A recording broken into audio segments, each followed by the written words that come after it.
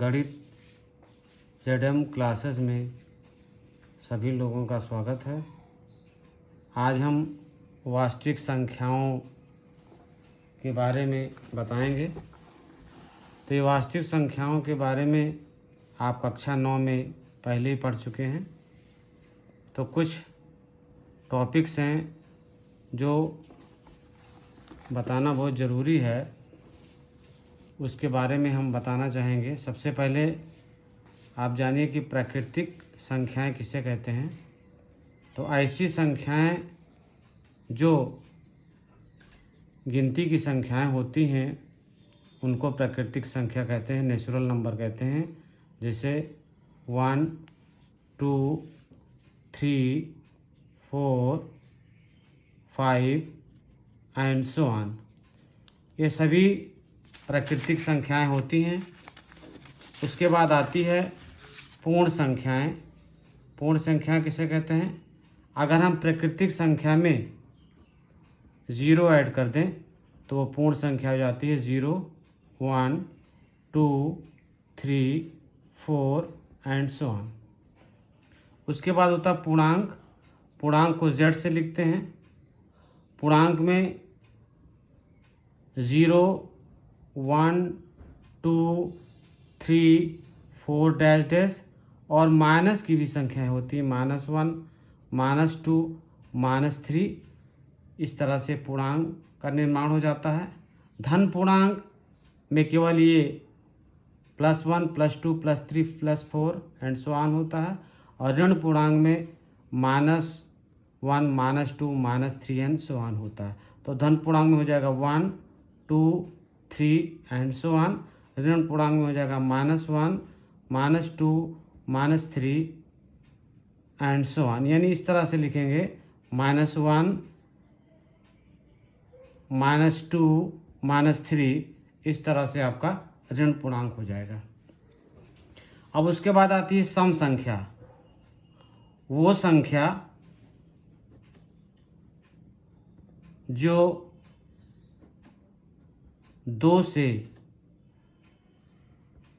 विभाजित हो जाती है, विभाजित हो जाती है, विभाजित हो जाती है, उसे सम संख्या कहते हैं। उसे सम संख्याएं कहते हैं। सम संख्याएं कहते हैं। जैसे 2, 4, 6, 8, 10 एंड सो ऑन। विषम संख्याएं वो संख्याएं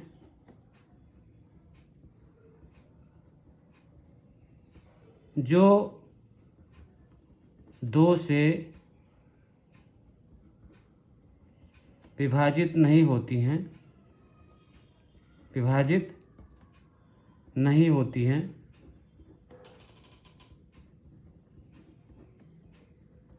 विषम संख्याएं कहलाती हैं। विषम संख्याएं कहलाती हैं। विषम संख्याएं कहलाती हैं।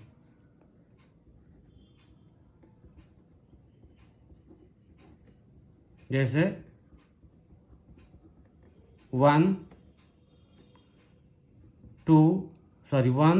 3, 5, 7, 9 एंड सो ऑन। इस तरह से जो 2 से संख्या नहीं विभाजित होंगी वो कहलाएंगी विषम संख्याएं।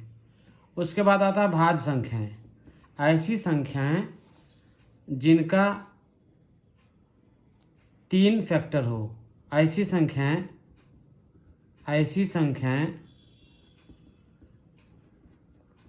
जिनका कम से कम 3 गुणनखंड हो। जिनका 3 गुणनखंड हो,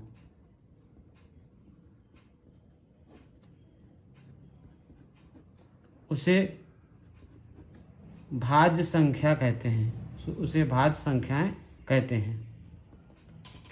भाज्य संख्याएं कहते हैं। जैसे 4, 6, 8, 10। अब 4 का एक गुणनखंड होगा एक होगा 2, एक होगा 4। 6 का होगा एक गुणनखंड 1 होगा, एक 2 होगा, एक 3 होगा, एक 6 होगा। तो ऐसी संख्याएं जिनका गुणनफल या गुणनखंड 3 बार आता है उनको हम भाज्य संख्याएं कहते हैं। अब आता है अभाज्य संख्याएं।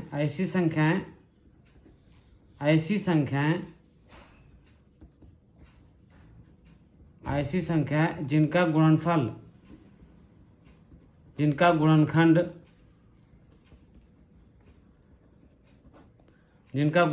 केवल 2 हो, उसे भाज्य संख्याएं कहते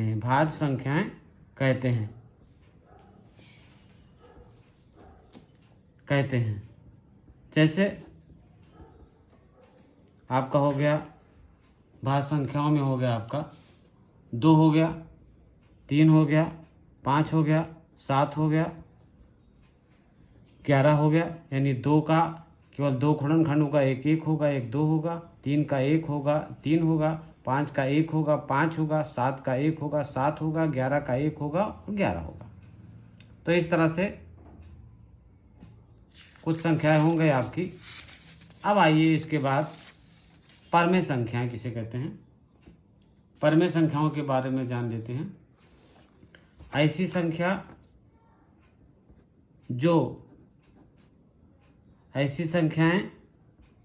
जो P बटा Q के रूप में लिखी जा सके, P बटा Q के रूप में लिखी जा सके,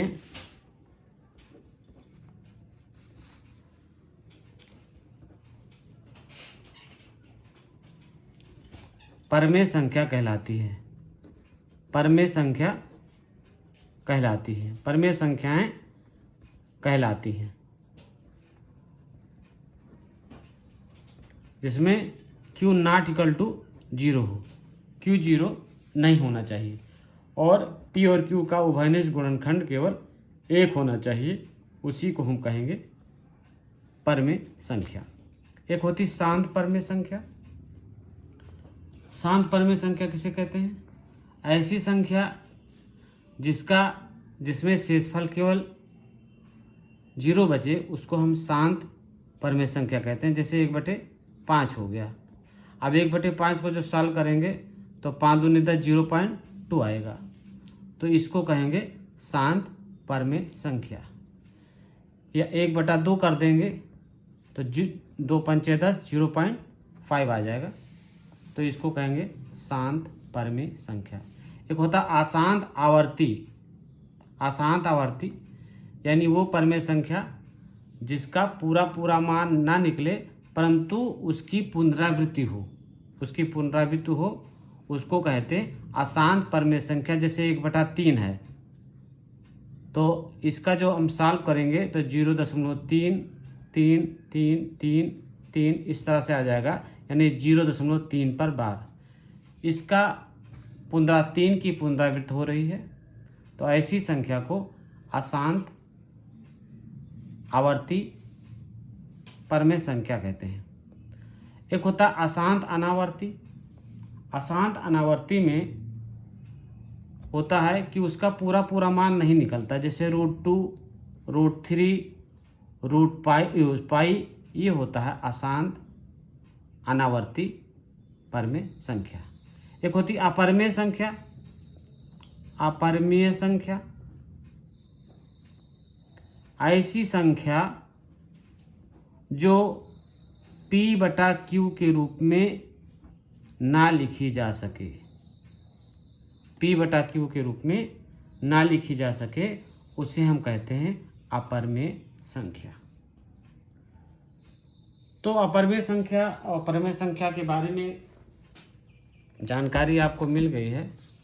और इसमें सबसे पहले यूक्लिड विभाजन प्रमेयिका के बारे में हम पढ़ेंगे।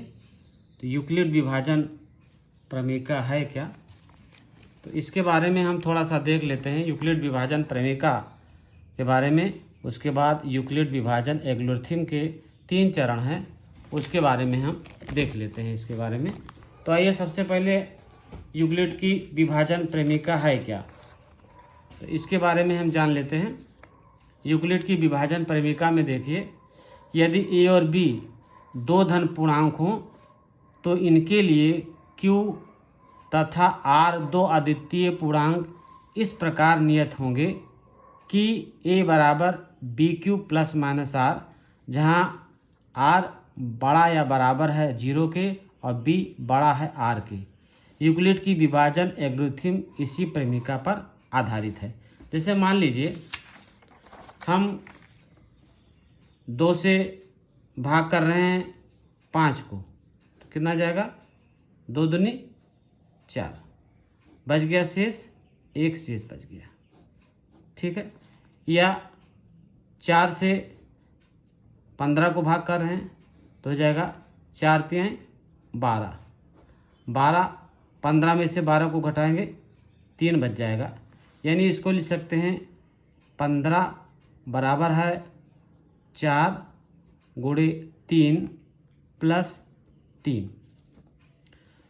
ये किस फॉर्म का है, ये फॉर्म है ए बराबर B Q plus minus R के फॉर्म का है। ए बराबर B Q plus minus R. A जो होता है वो आपका एक होता है, ये 3 को हम बोलते हैं भागफल, ये बोलते हैं इसको हम शेषफल बोलते हैं, और ये है भाजक, ये भाजक है, और ये है भाज्य। यानी भाज्य बराबर होता है भाजक गुणे भागफल प्लस शेषफल। ये मान हमारा निकल के आता है।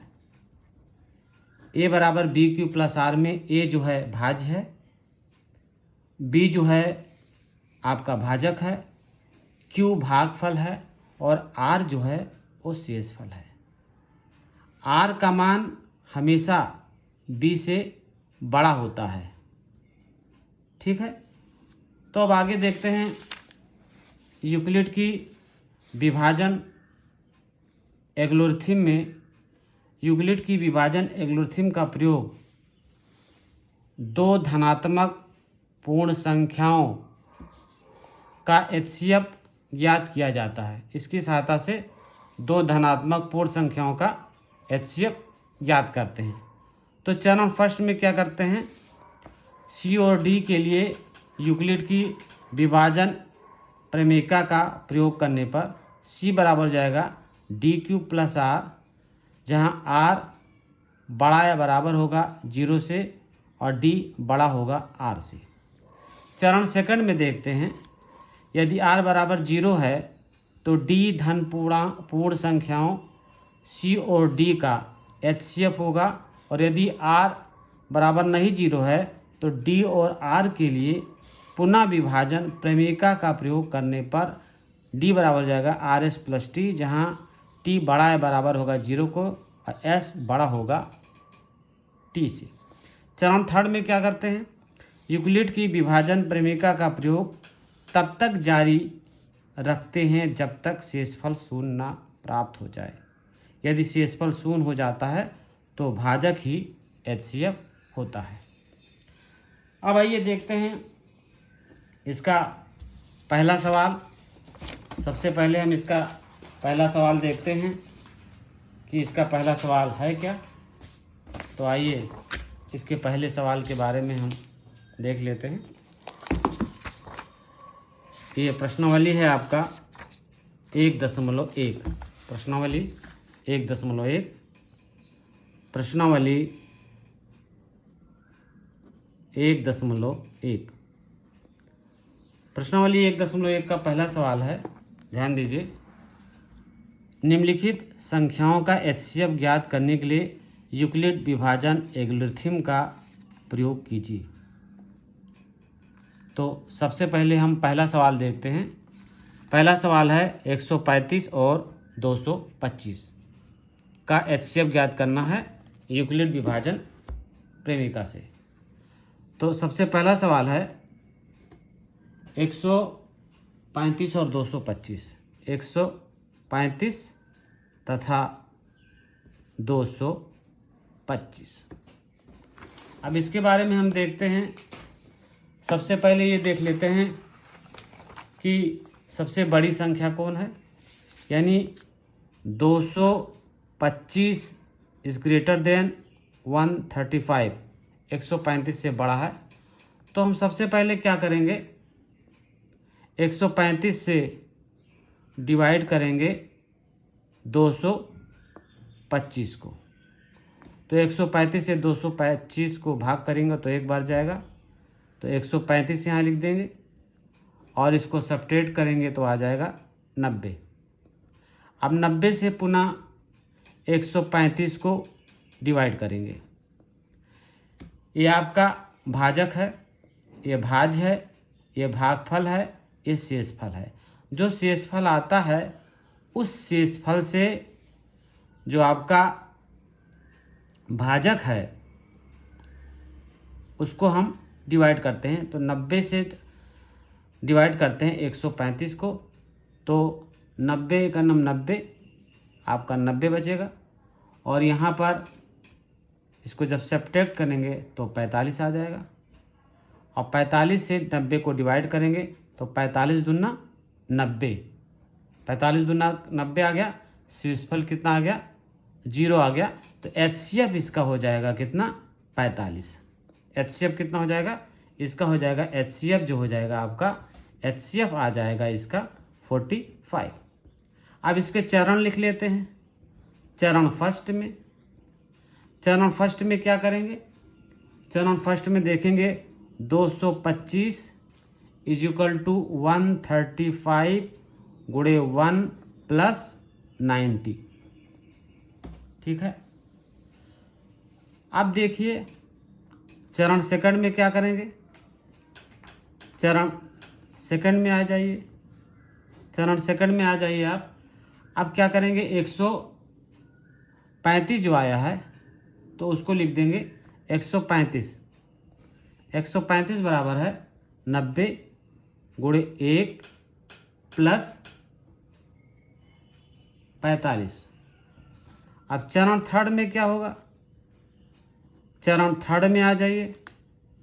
चरण थर्ड में हो जाएगा आपका 90 इजकल टू कितना हो जाएगा, 45 गुणे 2 प्लस 0, यानी HCF इसका हो जाएगा 45। ठीक है। HCF इसका कितना प्राप्त हो जाएगा, HCF आपका 45 प्राप्त हो जाएगा। यानी जो लास्ट भाजक होगा वही उसका HCF होगा। यानी भाजक बराबर है भाज्य गुणे भागफल प्लस शेषफल। भाजक माने जिससे भाग करते हैं उसको भाजक कहेंगे, और भाज्य जिसको भाग करेंगे उसको भाज्य बोलेंगे। ये भागफल आपका जो यहाँ पर प्राप्त होगा, जो नीचे बचेगा वो शेषफल होगा। तो आपका भाजक जो है यहाँ पर 225 बराबर 135 गुणे 1 प्लस 90। चरण सेकंड में यहाँ भाजक हो जाएगा 135, 90 गुणे 1 प्लस 45 हो जाएगा, और चरण थर्ड में हो जाएगा 90 बराबर 45 गुणे 2 प्लस 0, यानी HCF जो लास्ट भाजक होगा जिससे भाग करेंगे वही आपका HCF कहलाएगा। अब दूसरा सवाल आ जाइए। दूसरा सवाल है 196 तथा 38220। अब यहाँ देखिए 38220 इज ग्रेटर देन 196। तो 196 से डिवाइड करेंगे 38220 को। 382 को 0 को डिवाइड करेंगे तो एक बार जाएगा, 196 इंटू 1 करेंगे तो आ जाएगा 196, इसको सब्ट्रैक्ट कर लेंगे तो आ जाएगा 186, यहाँ 2 उतार लेंगे। अब कितने बार जाएगा? 9 बार जाएगा। तो 9 से जब 196 को गुणा करेंगे तो आ जाएगा 1764। और 1764 में से 1862 को सब्ट्रैक्ट करेंगे तो आ जाएगा 98 आ जाएगा, 0 उतार लेंगे। और अब 5 से 196 को मल्टीप्लाई कर देंगे तो आ जाएगा 980। यहाँ पर ये 0 हो जाएगा। तो इसका HCF जो आ जाएगा, सीधे सीधे HCF जो आ जाएगा वो हो जाएगा 195। चरण फर्स्ट में ही इसका हम HCF ज्ञात कर लेते हैं। चरण फर्स्ट में ही इसका HCF आ जाता है। तो चरण फर्स्ट में क्या होगा? 38220 बराबर 196 गुणे 195 प्लस 0। तो यानी 196 इसका, और 195 जो हो जाएगा इसका HCF हो जाएगा। अब आइए तीसरा सवाल देखते हैं। तीसरा सवाल आपका क्या कहता है, आइए देखते हैं तीसरे सवाल में।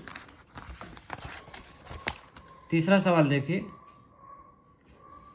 तीसरा सवाल है 8, 6, 7 और 2, 5, 5। अब देखिए 2, 5, 5 से डिवाइड करेंगे किसको? 8, 6, 7 को। कितने बार जाएगा? 2, 5, 5 को 3 से मल्टीप्लाई कर दें तो आ जाएगा 7, 6, 5। अब इसको सब्ट्रैक्ट कर लें तो आ जाएगा 102। और 102 से 2, 5, 5 को डिवाइड करेंगे तो 102 जा 204, आपका आ जाएगा ये 51। और 51 से 102 को अगर हम डिवाइड करेंगे तो 2 बार जाएगा, हो जाएगा 102। इसका यहाँ पर 0 बच जाएगा। तो चरण फर्स्ट में लिखेंगे इसका, चरण फर्स्ट में हम लिखेंगे 8, 6, 7 इक्वल टू 2,